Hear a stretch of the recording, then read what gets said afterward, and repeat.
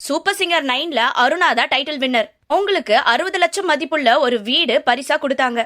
அந்த வீட்டுக்கு 1 வருஷம் ஆகி இன்னும் குடி போகலன்னு ஒரு நிகழ்ச்சியில அருணா சொல்லிருக்காங்க. அத பத்தி தெரிஞ்சுக்க இந்த வீடியோவை கடைசி வரைக்கும் பாருங்க. ரியாலிட்டி ஷோக்கு பேர் போன விஜய் டிவி பல புது புது நிகழ்ச்சிகளை மக்களிடையே கொண்டு சேர்த்து எப்பவுமே மக்களை என்டர்டைன்மெண்டா வச்சுக்கிறதா நம்ம விஜய் டிவியோட சிறப்பான ஒரு வேலை. அப்படி மக்களிடையே அதிகமா கவரப்பட்ட நிகழ்ச்சிகளை பல சீசன்களா தொடர்ந்துகிட்டே தான் இருக்காங்க. குறிப்பா சூப்பர் சிங்கர்ஸ் அப்படின்னாலே குட்டீஸ்ல இருந்து பெரியவங்க வரைக்கும் ரசிச்சு பாக்குற ஒரு நிகழ்ச்சியா தான் இது வரைக்கும் நம்ம பாத்துட்டு இருக்கோம். சூப்பர் சிங்கர்ல இது வரைக்கும் டைட்டில் வின்னர் ஆனவங்க மட்டும் இல்லாம அதுல போட்டியாளரா கலந்துகிட்டவங்களும் இன்னைக்கு திரை உலகத்துல ஒரு பிளேபேக் சிங்கரா கலக்கிட்டு தான் இருக்காங்க.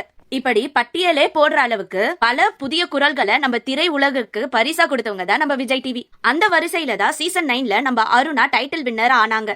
அதை தொடர்ந்து அதே சீசன்ல 2ஆம் இடத்தை பிரியா ஜெர்சன் பிடிச்சாங்க. இது வரைக்கும் 8 சீசன்லயும் ஆண்கள் தான் டைட்டில் வின்னரா ஆயிருக்காங்க. முதல் தடவை சீசன் 9ல ஒரு பெண் போட்டியாளர் நடுத்தர குடும்பத்தை சேர்ந்தவர் டைட்டில் வின்னரா ஆனது அருணாக்கு மட்டும் இல்ல, பெண்களுக்கே பெருமை சேர்த்த ஒரு விஷயமா தான் இருந்துச்சு. இது வரைக்கும் எல்லா சீசன்லயும் டைட்டில் வின்னருக்கு ஒரு வீடு பரிசா கொடுக்கறது வழக்கம். அந்த வரிசையில தான் நம்ம அருணாக்கும் 60 லட்சம் மதிப்புள்ள ஒரு வீடு பரிசா கொடுத்திருக்காங்க. சீசன் 9 முடிஞ்சு 1 வருஷம் ஆன நிலையில இன்னும் அருணா அந்த புதிய வீட்டுக்கு குடி போகவே இல்ல. ஏன்னா 60 லட்சம் மதிப்புள்ள ஒரு வீட்டுக்கு வரி சுமார் 15 லட்சமாவது கட்ட வேண்டியது இருந்திருக்கு. அத உடனே ரொக்கமா கட்ட முடியாத அருணா கொஞ்சம் கொஞ்சமா வரிய கட்டுறதுக்கு பர்மிஷனும் வாங்கிருக்காங்க. அந்த வரிய முழுமையா கட்டி முடிச்சதுக்கு அப்புறம் புதிய வீட்டுக்கு குடி போயிடுவேன்னு சந்தோஷமா சொல்லிருக்காங்க. அப்படி அவங்க அந்த வீட்டுக்கு போய் சந்தோஷமா வாழ நம்ம எல்லாரும் வாழ்த்துவோம். இந்த மாதிரி புதிய தகவலை தெரிஞ்சுக்க நம்ம சினி டைம்ஸ் சப்ஸ்கிரைப் பண்ணிக்கோங்க. பக்கத்துல இருக்கிற பெல் பட்டனையும் கிளிக் பண்ணிக்கோங்க. அப்பதான் இந்த மாதிரி புதிய தகவலை உடனுக்குடனே தெரிஞ்சுப்பீங்க.